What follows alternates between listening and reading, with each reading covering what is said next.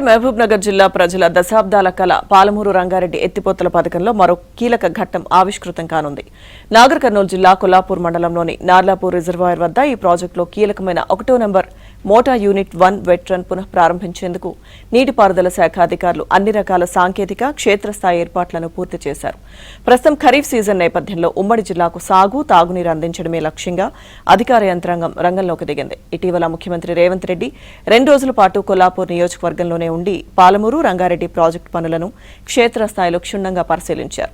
అధికారులతో ఉన్నత స్థాయి సమీక్ష నిర్వహించిన సీఎం పనుల్లో వేగం పెంచాలని, మోటార్లను సిద్ధం చేయాలని ఖచ్చితమైన ఆదేశాలు జారీ చేశారు.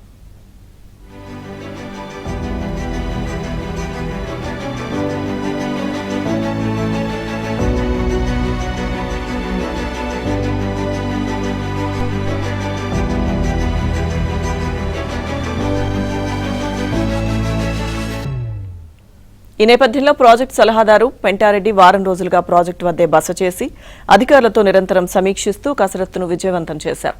గతంలో 2023 సెప్టెంబర్ 16వ తేదీన అప్పటి ముఖ్యమంత్రి కేసీఆర్ చేతుల మీదుగా ప్రారంభమైన ఈ 1వ నంబర్ మోటార్ నాడు 24 గంటల పాటు నిరంతరాయంగా నడిచింది.